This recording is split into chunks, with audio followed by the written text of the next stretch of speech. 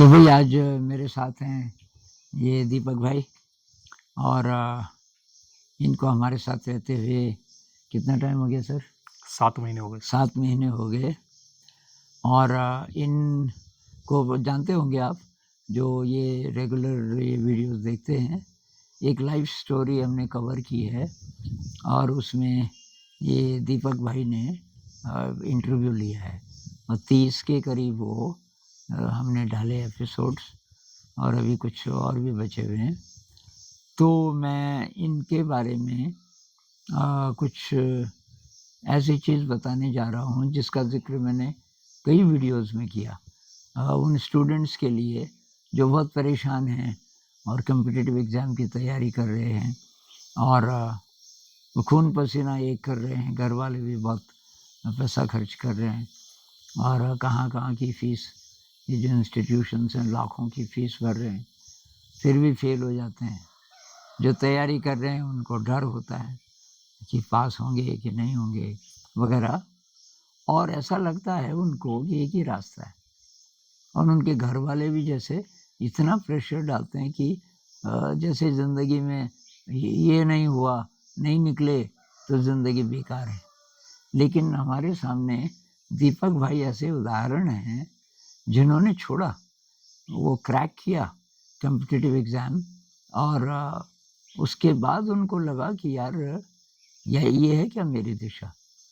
तो जब जॉब मिलने का टाइम आया उससे पहले ही उन्होंने अपनी दिशा बदल दी। इस बारे में वो खुद ही बताएँगे। तो दीपक सर, वो कौन-सा एग्ज़ाम था जो आपने क्रैक किया था?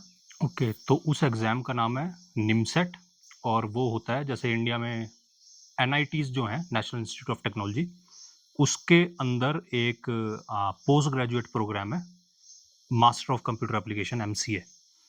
तो अगर कोई एनआईटी से एमसीए करना चाहता है, तो ये एंट्रेंस एग्ज़ाम क्रैक करना पड़ता है।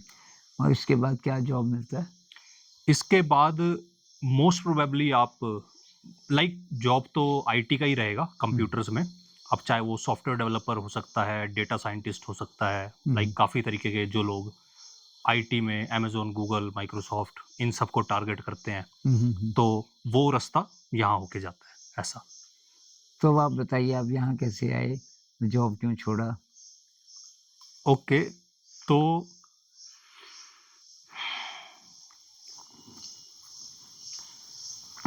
यहाँ मैं कैसे आया ये मैं बिल्कुल एग्ज़ैक्ट तो वो बता नहीं सकता क्योंकि कोई बहुत प्रिसाइज़ मैंने प्लानिंग तो करी नहीं थी। चीज़ें स्पॉन्टेनियस होती गई। जो कुछ मैं ऐसे रिकॉल कर सकता हूँ वो ऐसा है कि जो मेरा प्लेसमेंट वाला सेमेस्टर था, जो लास्ट सेमेस्टर था प्लेसमेंट के लिए, तो उस टाइम पे मैं श्योर नहीं था कि मैं एक 9 टू 5 वाली जॉब करना चाहता हूँ या नहीं। मतलब ऐसा नहीं है कि मेरे को काम करने से कोई ऐतराज़ है। काम मैं इवन कॉलेज में रहते हुए भी पढ़ाई करते हुए, इवन कॉम्पिटिटिव एग्ज़ाम की तैयारी करते हुए भी मैं काम कर रहा था। पर काम मेरे को थोड़ा इस तरीके का पसंद है जिसमें मेरे को फ्रीडम दी जाए। अगर मान लो 8 घंटे की नौकरी है, कहीं-कहीं नौकरियाँ इस तरीके की है कि आप भले आपके पास उस दिन काम नहीं है पर आपको 8 घंटे बैठना पड़ेगा। आप ये नहीं उन्हें बता सकते कि यार आज मेरे पे काम ही नहीं है तो मैं क्यों बैठूँ?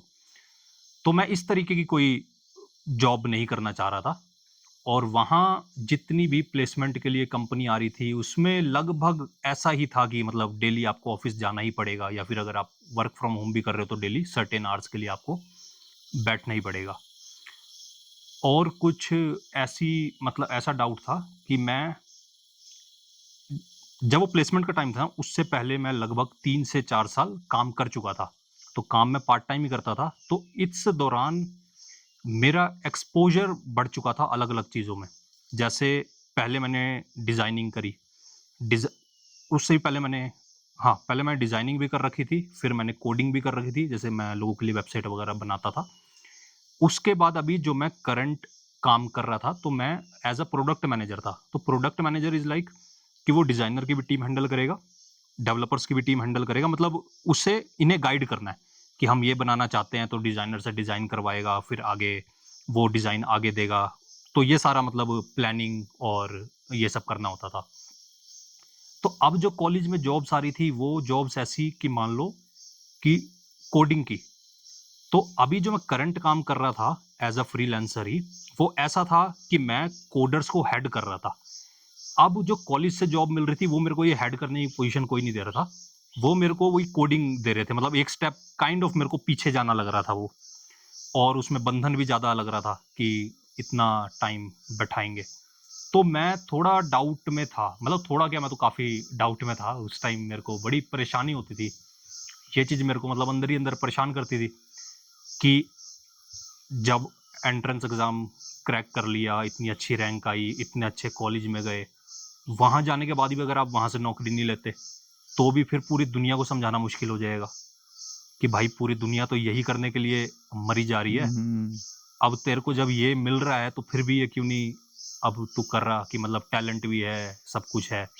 तो मेरे लिए ये समझाना मुश्किल हो जा रहा था कि मैं नहीं करना चाहता। लोग ये चीज़ नहीं समझते कि आपके अंदर क्या फ़ील हो रहा है, आप क्या हुँ, करना चाह हुँ, रहे हैं, क्या नहीं। वो बहुत लॉजिकल चलते हैं कि अगर आपने ये किया, तो मतलब आपकी अगली डायरेक्शन ये होना चाहिए, अगला स्टेप ये हुँ, होना चाहिए। हुँ, तो मैं ऐसा नहीं चल पाता था, मैं मतलब स्पॉन्टेनियस ही रहता था। तो फिर उस दौरान 6 महीने का पीरियड जो था, वो मेरे लिए टफ़ था, क्योंकि उस टाइम डेली लगभग कोई किसी कॉलेज का किसी कंपनी का कोई टेस्ट हो रहा है। अब सारे बच्चे क्लास के टेस्ट देने बैठ रहे हैं, मैं नहीं बैठ रहा।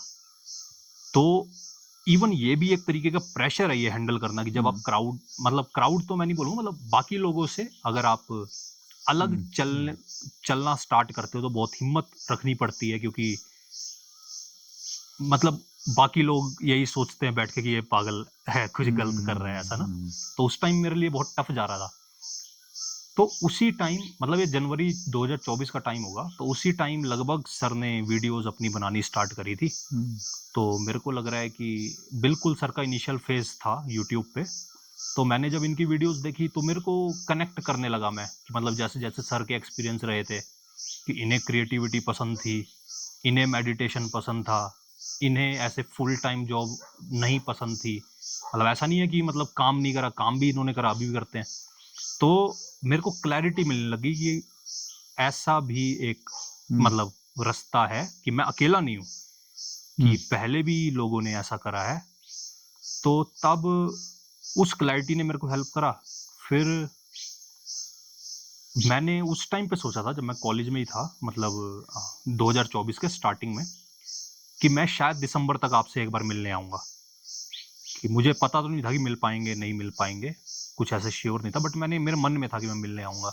फिर कुछ ऐसे सिचुएशंस बनी कि मैं थोड़ा जल्दी आ गया आपसे मिलने। हुँ, तो जब मैं मिलने आया, तब तक मुझे इतना नहीं पता था कि यहाँ स्कूल है, इस तरीके का है या ऐसी कम्युनिटी है। हुँ, तो फिर जब मैं आया तो मेरे को यहाँ सब कुछ अच्छा लगा, कि जैसा-जैसा शायद बचपन से या बहुत टाइम पहले से मैं चाहता था कि जीवन यार ऐसा होना चाहिए, कि हम पे ऐसी फ्रीडम है, हम पे टाइम है, कि उस टाइम में फिर हम क्रिएटिविटी कर सकते हैं। अगर मैं आँख बंद करके बैठना ही चाहूँ, तो कोई मेरे को छेड़े ना। हुँ, कोई ये ना बोले कि ये साधु बन रहा है, बाबा बन रहा है ना? हुँ, तो यहाँ मेरे को वो फ्रीडम दिखी, यहाँ जैसे स्कूल में भी अगर आँख बंद करके बैठ जाएँ, तो कोई टोक नहीं है, कोई रोक-टोक नहीं है, या बच्चे ये नहीं बोलेंगे देखो सर क्या कर रहे हैं। हुँ, और जो लोग मेडिटेशन करते हैं, जिन्हें थोड़ा टाइम हो गया, वो शायद इस बात को समझ पाएँगे। और ऐसा शायद ओशो भी कहते थे कि जब ध्यान घटे, तो बैठ जाओ।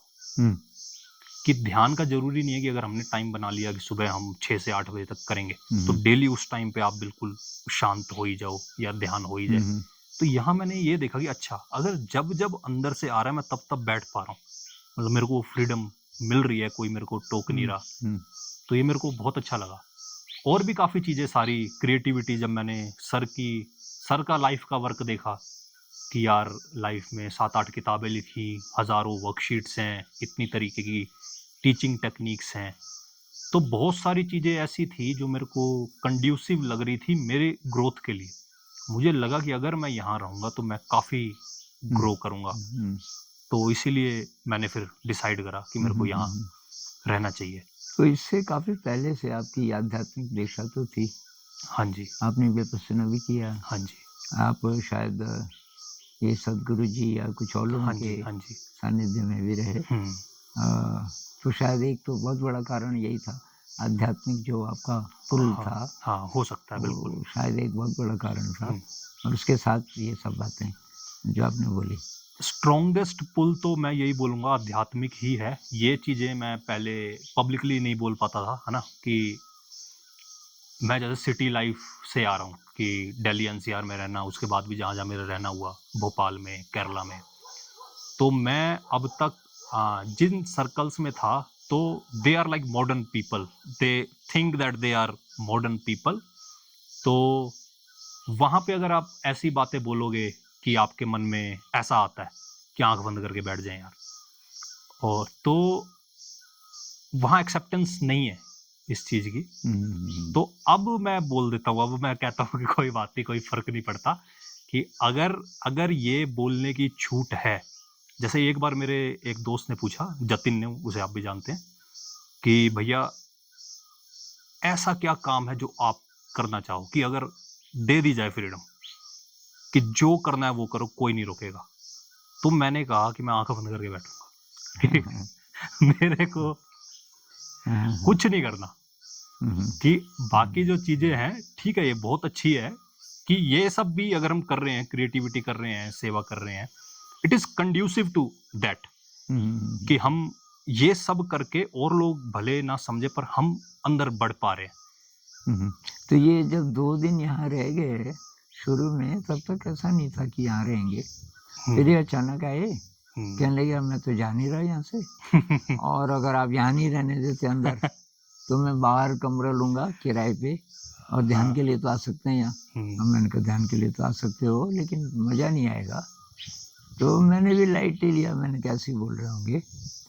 मैंने कहा भई यहाँ अगर रहना है तो आपको टीचर की तरह हुँ, मतलब स्कूल में समय देना पड़ेगा।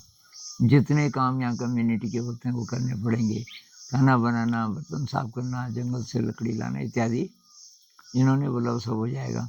और दूसरी बात, मैं आपसे पैसा नहीं लूँगा, कोई सैलरी नहीं लूँगा, बल्कि अ, अगर जो पैसा बचेगा तो ये कुछ ऑनलाइन कुछ-कुछ काम करते हैं जिससे ये अपना खर्चा जुटा लेते हैं।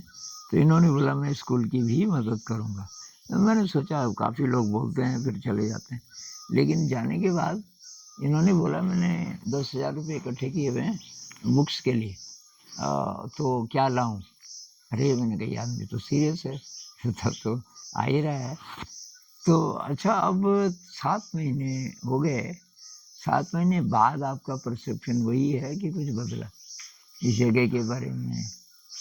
अ, इस बीच एक घटना और हुई, मैं बीमार हूँ आपको पता है, आज करीब 4 महीने। इस बीच जो इनसे मदद मिली, रोज़ अगर लोकल मार्केट में फल नहीं है, तो इनके पास अपनी गाड़ी भी है। इनका गाड़ी का बिज़नेस है पहले से, तो गाड़ियों के बारे में बहुत जानकारी है। तो एक गाड़ी है, ले आए, पिताजी ने बोला कि अच्छा फिर ले ले। तो ये मतलब ऋषिकेश तक जाने के लिए तैयार। ऋषिकेश यहाँ से करीब 3 साढ़े 3 घंटे लगते हैं कि भाई क्या नहीं मिल रहा? मैंने कहा यार यहाँ फल नहीं मिल रहे। तो मुझे बोला कि वो नारियल का पानी पीना है, नहीं मिल रहा। मैं ऋषिकेश होके आ जाता हूँ। अब आप लगाओ 7-8 घंटे का ड्राइव केवल उसके लिए, ये फल के लिए, हमेशा तैयार। तो बहुत देखभाल की इन्होंने इस बीच, और मुझे कभी कमी महसूस नहीं होने दी। अ, तो खैर, तो 7 महीने बाद अब क्या परसेप्शन है आपका?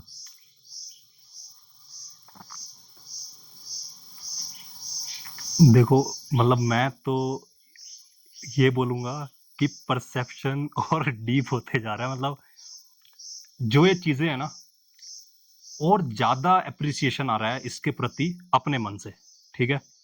अभी भी अगर आप मेरे फ्रेंड सर्कल में पूछो, चाहे चाहे मेरे मन में भी ये चल रहा होता है कि मैं यहाँ और क्या कर दूँ? मतलब हुँ, जैसे अब तक भी, मतलब जितना बना मेरे से, जितना मेरे से हो सका मैंने चीज़ें करी।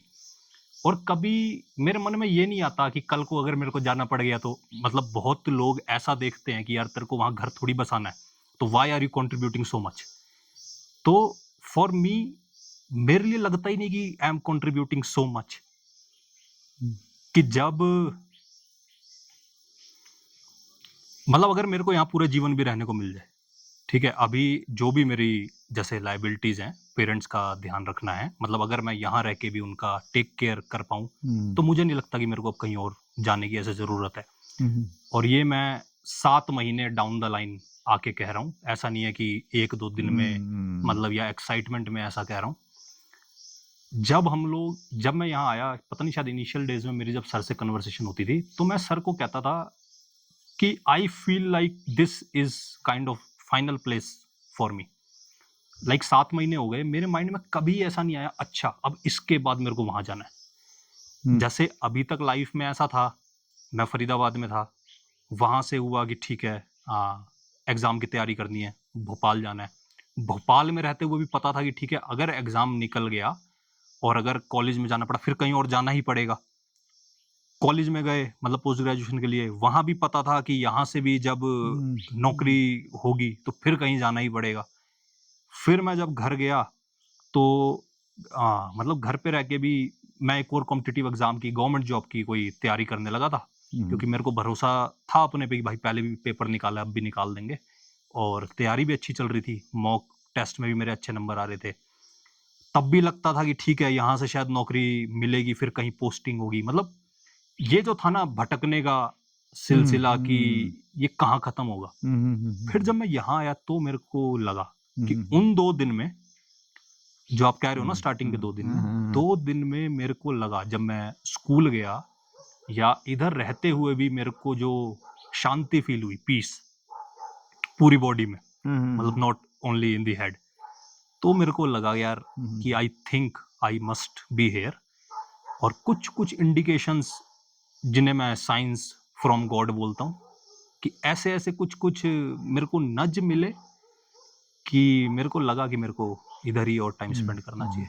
तो अच्छा, एक आखिरी सवाल, कहीं वीडियो ज़्यादा लंबा ना हो हाँ जाए, जी, तो और कन्वर्सेशन करेंगे इसके बाद। ठीक है। और मेरा सवाल ये है कि ये जो बच्चे परेशान हैं, प्रेशर है कॉम्पिटिटिव एग्ज़ाम का, पसंद नहीं कर रहे, मर के आगे बढ़ रहे हैं कि मुझे बिल्कुल पसंद नहीं, पर मेरे पेरेंट्स की एक्सपेक्टेशन है, इतना पैसा उन्होंने खर्च कर दिया और ये हुआ, वो हुआ। दूसरा उनका डर कि फेल हो गया तो वो क्या कहेंगे, पेरेंट्स क्या कहेंगे, वो रिश्तेदार क्या कहेंगे, कि जैसे कोई और रास्ता ही नहीं है।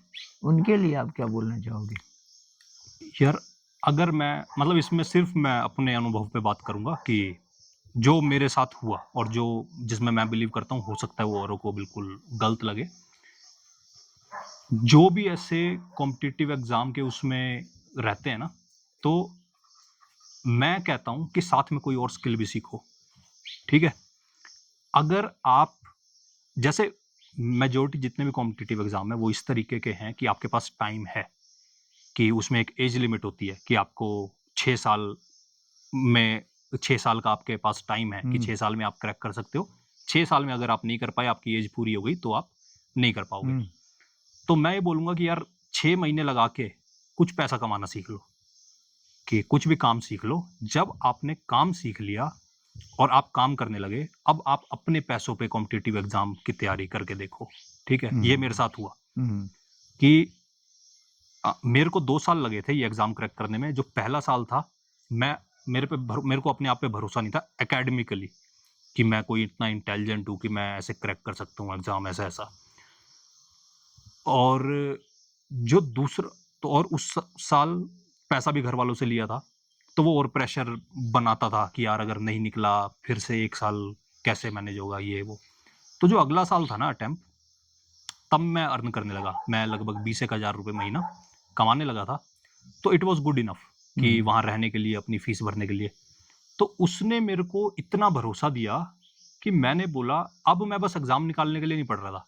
मैंने कहा ना निकले एग्जाम, 4 साल ना निकले, अब घर वालों से तो लेना नहीं है, तो मैं 4 साल दूंगा, कोई बात नहीं। और जब मैं पढ़ता था, मैं कभी एग्जाम निकालने के लिए नहीं पढ़ा। ये तो यार कोई भी जो होगा कॉम्पिटिटिव एग्जाम की लाइन में वो समझेगा, जिसने निकाला है। जो एग्जाम निकालने के लिए पढ़ रहे थे उसका नहीं निकला, ठीक है। पर जिन्हें कुछ रस आने लगा, कि जिन्हें मजा आ रहा है यार, कि उन्हें फिर मजा आएगा। मैं एक बार आपको बता भी रहा था, जब हम लोग सर से मिले थे तो इनिशियली मैं सर को बोलता था कि सर मतलब कॉम्पिटिटिव एग्जाम के लिए ना इतना भी नेगेटिव मत बोला करो, नेगेटिव इन द सेंस कि आप सही कह रहे हो, पर उसका और भी कुछ एस्पेक्ट है कि वो आपको इतनी ब्यूटीफुली तैयार करता है। जस्ट लाइक 11th 12th या ग्रेजुएशन तक हमारे जो भी सब्जेक्ट होते हैं ना, वो सारा क्रैम करके ही होता है। कॉम्पिटिटिव एग्जाम में आपसे जो वो सवाल पूछेगा, उसमें आपको अपने ब्रेन को 36 तरीके से दौड़ाना पड़ता है, तब जाके शायद वो एग्जाम सवाल निकलेगा। अगर आप नहीं दौड़ाओगे तो जो काम 30 सेकंड में हो सकता है वो काम आपका 6 मिनट में होगा। तो हमारा ब्रेन उसमें भी बहुत अलग तरीके से काम करता है। 2 घंटे आपको आपके पास है और 2 घंटे में 120 क्वेश्चन है ना? 1 मिनट का 1 क्वेश्चन। उसमें दिमाग इतना अलर्ट रहता है ना। जब मैं वहां होता था ऑनेस्टली, क्योंकि तैयारी करने के लिए हम बहुत सारे प्रैक्टिस टेस्ट देते हैं, तो प्रैक्टिस टेस्ट भी मैंने 100 में दिए होंगे, 100-200। तो it was always fun to me कि भाई ये 2 घंटे ना, मतलब मैं ना पास्ट में जा सकता हूँ ना फ्यूचर में जा सकता हूँ, मेरे को बस यहाँ रहना है। कि it felt like a spot, mental spot की तरह। तो अगर कोई बच्चा उसे ये बना के ले ले, मैं बता नहीं सकता तुम्हें कितना मजा आएगा। मैं शायद उस टाइम पे अगर आप मैं ढूंढूंगा तो शायद कभी वीडियो मिले कि मैं कोचिंग में खड़े होके एग्जाम से पहले मैं कॉन्फिडेंटली 700 बच्चों को ये बता रहा था कि हाउ टू इम्प्रूव एक्यूरेसी। क्योंकि मेरा गेम एग्जाम निकालने का नहीं चल रहा था, मेरा गेम इसे स्पोर्ट की तरह ले रहा था मैं, कि एक एक चीज को कैसे ट्विक करना है, तो एक्यूरेसी पे कैसे काम करना है। मैं उस टाइम कॉन्फिडेंटली कहता था मेरी 90% एक्यूरेसी थी, क्योंकि मैंने सैकड़ों एग्जाम दिए थे। तो मैंने सब में देखा कि मैं अगर 100 नंबर का करता हूँ तो 90 का सही होता है, क्योंकि इसमें नेगेटिव मार्किंग होती है कि अगर आपने गलत कर दिए, अगर सही करने पे अगर 2 नंबर मिल रहे हैं तो गलत करने पे 3 नंबर कटते हैं, या फिर ऐसा आधा नंबर कट जाता है, 1/3 कुछ। तो बहुत चीजों का ध्यान देना पड़ता था, तो मेरे को मजा आता था। अगर ऐसे कोई मजे में ले सकता है तो वो समझ ही रहा होगा, अपने आप रस ले ही रहा होगा तैयारी के साथ भी। जिसको रस नहीं आ रहा तो उसको क्या करना चाहिए? फिर तो मैंने बोला ना कि कोई स्किल सीख लो जिसमें आपको मतलब थोड़ा मजा भी आ रहा हो, पैसे भी कमा लो। सब निकाल के भी तो वही करना है तुम्हें, सब निकाल के भी तुम्हें मतलब ऐसा ही कुछ करना है। अभी जो अगर वहां तक गया नहीं, जिस कॉलेज में मैं पढ़ा, बहुत लोग मतलब वहां का ड्रीम रखते हैं पढ़ने का, ऐसा ऐसा। जब आप वहां से भी देखोगे कि वहां से भी जो पास आउट हो गए, वो ऐसा क्या ही कर रहे हैं जीवन में, इवॉल्व वाला कोई सीन नहीं है। कि सारा सारा डर लोगों के मन में यही तो है, रोटी कपड़ा मकान। मुझे बताओ अगर इससे हायर कोई सोच रहा है, कौन ये सोच रहा है कि अगर मैं उस कॉलेज में नहीं गया तो मैं सेवा नहीं कर पाऊंगा, कि मैं 1000 पेड़ नहीं लगा पाऊंगा, वो उससे चूक जाऊंगा? कोई भी नहीं। तो जब मैं वहां पहुंच गया, मैं ऑनेस्टली बता रहा हूं कि in 2 months I wanted to quit that college. मैं एक प्रोफेसर के पास गया भी, मैंने बोला सर नहीं रह पाऊंगा मैं। उन्होंने मेरे को बहुत समझाया कि मैं हेल्प करूंगा, देखो इतनी तो हॉलीडेज है, डोंट थिंक ये 3 साल का कोर्स है, ऐसा सोचो 2 ही साल का कोर्स है, 1 साल छुट्टी। उन्होंने बहुत समझाया मेरे को, मैं जस्ट ऐसे रुका।